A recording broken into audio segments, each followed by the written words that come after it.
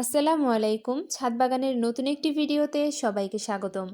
আমি ছাদ বাগানে ২ বস্তা সাধারণ মাটি এবং ২ বস্তা গোবর সার আজকে রেডি করব।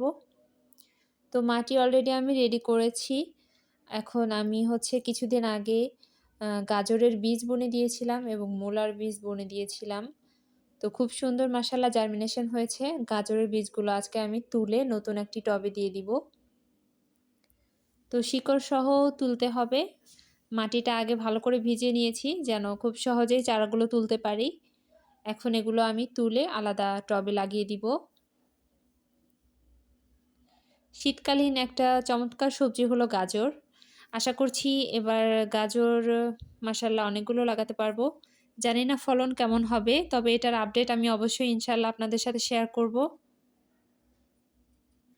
আমি এখানে মাটিটা যেভাবে প্রস্তুত করেছি, যেহেতু গোবর সার অনেক শক্তিশালী একটি সার, তো এইজন্য এখানে আর বেশি কিছু অন্য কিছু মিশাইনি।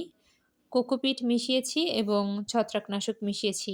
আর গোবর সারের সাথে সাধারণ মাটি মিশিয়ে নিয়েছি। এভাবেই আমি মাটিটি তৈরি করেছি। আর এখানে আমি গাজরের চারাগুলো খুব সুন্দর করে লাগিয়ে দিচ্ছি এবং তারপর আমি পানি দিয়ে সুন্দর মতো ভিজিয়ে দিব পুরো টব।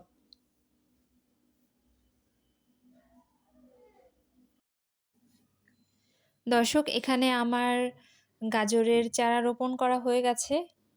আমার বাচ্চাও আমার সাথে সাথে গাজরের চারা লাগাচ্ছে। আর এখানে আমি কিছুদিন আগে শসার বীজ বুনেছিলাম। তো সেখান থেকে মাশাআল্লাহ ৩-৪ টা শসার চারা উঠেছে।